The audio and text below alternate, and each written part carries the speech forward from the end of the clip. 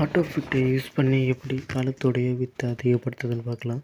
நம்ம சேஞ்ச் பண்ணணும் ஒரு காலத்தை அப்படின்னா மேலே கர்சர் வச்சு தான் மூவ் பண்ணி நம்ம என்ன பண்ணுவோம்னா காலத்தை சேஞ்ச் பண்ணுவோம். அதுக்கு பதிலாக ஃபார்முலா யூஸ் பண்ணி எப்படி சேஞ்ச் பண்ணுறது அப்படின்னு பார்க்கலாம். ஃபஸ்ட் ஸ்டெப்பில் ALT-HOA கொடுத்தீங்கன்னா ஆட்டோமேட்டிக்காக என்ன பண்ணிடும், காலத்தோடைய சேஞ்ச் ஆகிடும்.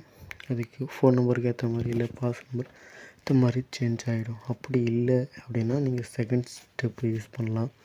அதுக்கு என்ன பண்ணால் என்டர் ஷீட்டையும் செலெக்ஷன் பண்ணிவிட்டு மேலே காலத்தோடைய இதில் எட்ஜில் டபுள் கிளிக் பண்ணுறது மூலிமா என்ன பண்ணலாம்,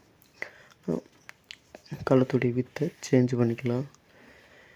அப்படி இல்லை அப்படின்னாலும் இன்னொரு ஷீட்டில் இந்த மாதிரி பார்த்திங்கன்னா ரொம்பவும் காலத்தோட வித்து ரொம்ப கம்மியாக இருக்குது. இது எப்படி இன்க்ரீஸ் பண்ணலான்னு பார்த்தீங்கன்னா ALT-HO கொடுத்த மூலியமாலும் நீங்கள் ஷார்ட்கட் யூஸ் பண்ணி பண்ணிக்கலாம். அப்படி இல்லைன்னா அந்த ஷீட்டை செலெக்ஷன் பண்ணிவிட்டு மேலே கர்சர் வச்சு டபுள் கிளிக் பண்ணுறது மூலியமாகவும் என்ன பண்ணிக்கலாம்னா சேஞ்ச் பண்ணிக்கலாம்.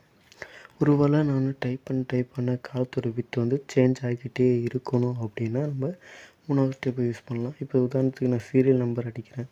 இப்போ இங்கே முனியப்பன் டைப் பண்ணுறேன். அதுக்கேற்ற மாதிரி காலம் மாறுதான்னு பார்க்கலாம்.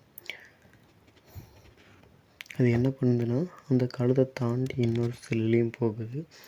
இப்போ this is for Excel sheet அப்படின்னு டைப் பண்ணுறேன்.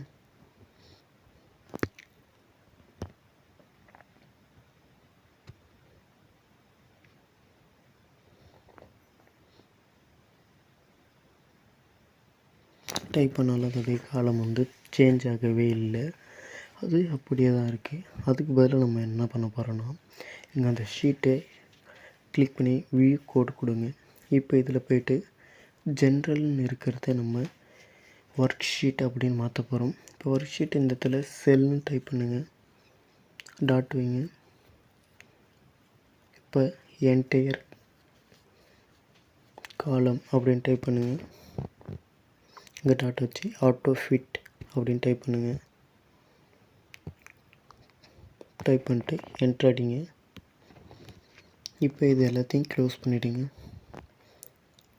நம்ம ஆல்ரெடி டைப் பண்ணது பார்த்தீங்கன்னா என்டர் அடிங்க. இப்போ திருப்பியும் இப்படி ஆட்டோமேட்டிக்காக சேஞ்ச் ஆகிடுச்சு. இப்போ அந்த சீரியல் நம்பருக்கு ஏற்ற பார்த்தீங்கன்னா சின்ன பேஸ் தான் தேவை.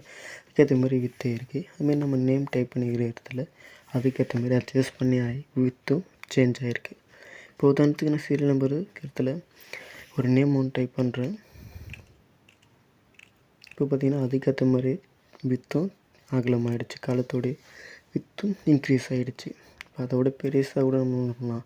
This is for MS Office Excel அப்படின்னு டைப் பண்ணுறோம்.